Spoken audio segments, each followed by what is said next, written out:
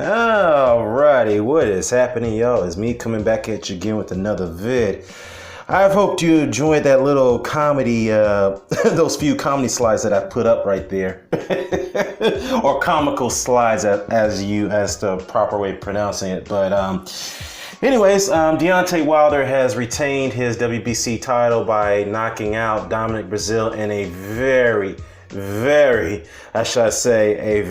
brutal and devastating, or it's actually the same word, brutal, devastating fashion. And it's not much to be said about this because he did it in the first round, okay? And all I can say is that we all pretty much had a consensus that Dom Breazeale was going to get beat by Deontay Wilder, with the exception of several people that I displayed right there with those comments right there on various videos that I was able to observe. But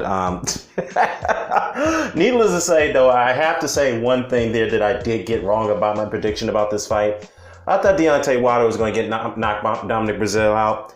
I said at least by the fifth round, at least he was going to get him out of there. But in one round, and how many amount of seconds? 53 seconds, I believe. I did not see that coming, and neither did anyone else, okay? And the way he knocked out Breazeale, it was like when he landed that short right hand on Breazeale's chin flush, Jesus Christ, it felt like a goddamn shotgun coming out of a barrel, because that's how much pop of the sound that Wilder laid out Breazeale with. I mean, seriously, when he went down hard. I know he got up before after the 10 count, but he was no condition to continue.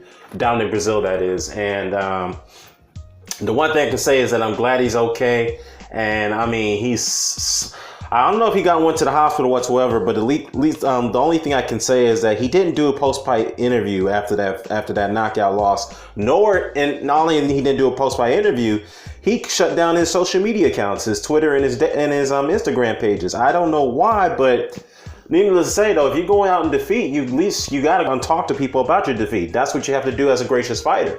I mean, him showing sour grapes the way he did after that fight, in the stand, even though Deontay Wilder patched up things with him, I just felt that, Dominic, and I like the guy, but he shouldn't have gone out like that. Real talk. And to be fair, though, I would say, though, after this knockout loss, I just don't see he could continue on as a heavyweight, as a fighter. And the reason why I say that is because prior to the Deontay Wilder fight, he's got hit a lot, okay? Breazeale is known to be a punching bag. Regardless, he is. But needless to say, though, I'm not saying he was a great heavyweight. He's not, a great heavyweight from a technical standpoint, but he's very tough and he has a great chin, okay? He's gotten wins over Amir Mansour when Amir Mansour was a viable contender back then at that point. He's got wins over Yujiro Gano, 2 fights that people thought he should not have won, okay?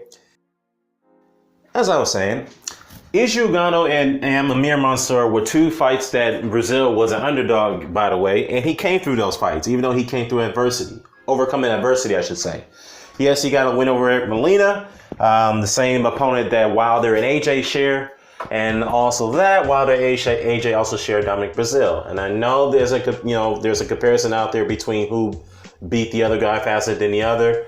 Look, I know people are bringing up, or the Joshua fans are bringing up the fact that Anthony Joshua beat Eric Molina a lot faster than, or more impressively than Deontay Wilder. Very so, that may be the case, but I'm going to keep it real here, guys. If you actually watch that fight, Eric Molina didn't have no intensity. He showed no enthusiasm nor let me see, what's the proper word I'm looking for? He showed no intensity or no motivation to win that fight, going in and get up against Joshua.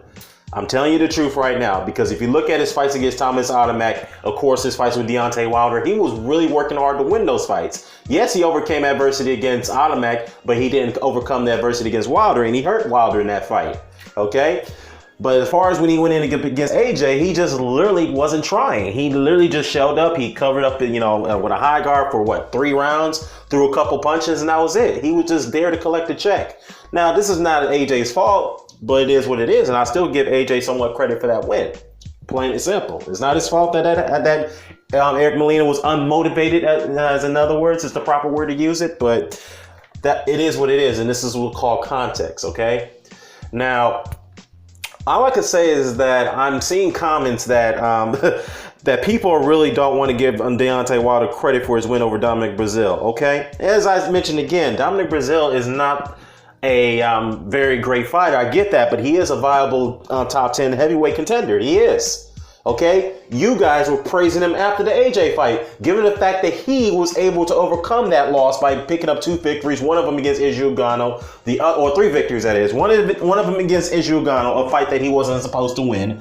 Another one against Aaron Molina, and another one against Carlos Negron. Okay, so you guys can't backtrack it now, okay? Because whenever AJ does something, something, okay, fine, that's great, give him credit. But when Wilder does something that is equally spectacular or even more so impressively, you can't take that credit away from him. You can't do that. So, needless to say, guys, just be mature enough to just give Wilder the victory and the credit that he deserved, okay? Look, I was not a fan of the Dominic Breazeale fight. Let's not get it twisted. But at the same time, he was still a viable contender. Now, by the way, I also have to mention that a lot of you guys, some of you guys said that Dominic Breazeale was being avoided by Deontay Wilder. Yeah, I remember that. I still have those comments. I screenshot those comments as well. So I can post that up anytime I feel I please. So, needless to say, though, very impressive victory for Deontay Wilder. Where does he go from here? I know Luis Ortiz has stepped in the ring, and they had a little friendly confrontation, but I'm going to be very truthful about this. As much as I do want to see the rematch, I wouldn't mind seeing the rematch between Deontay Wilder and Luis Ortiz, and that's more likely going to be a pay-per-view fight. But honestly, I'm not clamoring for it at this moment. And the reason why I say that is because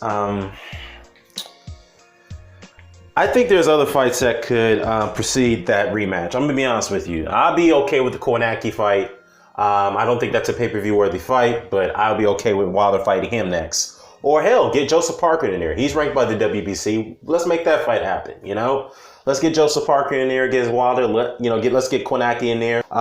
There's other heavyweights out there that I wish you could see him fight. More, obviously, I want to see him get the AJ fight or the Tyson Fury rematch, but we all know that's not happening anytime soon. Neither one of those 2 fights. So, but needless to say, though, there are other interesting matches. Or even Dillian White. Let's get Dillian White in there. And I know Dillian White was, protesting to get that WBC mandatory rectified or resolved by with the WBC and themselves. But after watching that, I'm sure Dillian watched that fight with Breazeale and Wilder last night, and he's probably gonna have to think twice about that if he really want to go forward with trying to pursue a mandatory shot. I don't know. I'm just saying. Not saying that Dillian White is scared of Deontay Wilder. I don't think he is. But I would say though he should be very, very concerned about how about Wilder. I would be very concerned about trying to push your way through the mandatory status. So we'll see. Anyhow, what I was gonna say here. Damn, I lost my train of thought here. Oh, okay. Anyways, I guess this is gonna wrap up the video. I'm gonna go ahead and do a live stream hangout. So bear with me on that one, guys. I'm gonna cover the other fights that went on this weekend. By the way, this is actually one of the best weekends of the year for boxing, to be honest with you. We had the WBSS. Inoue the Monster was very impressive against Emmanuel Rodriguez. Josh Taylor, very impressive against Ivan Baranchyk. So I'm very, very happy to see Taylor pick up his first world title win. And what else? Billy Joe Saunders picks up the super middleweight title, which, that was more of a showcase of a fight. And Gary Russell Jr. picks up his victory against Kiko Martinez, which I'll get into all those fights in my hangout in a few minutes. So anyway, guys, let me know what your thoughts about this. Where you think Deontay Wilder should go from here? Who she fighting next? Well, let me rephrase that. Realistically, who will he fight next? In your opinion? Let me know what your thoughts about this. I'm out.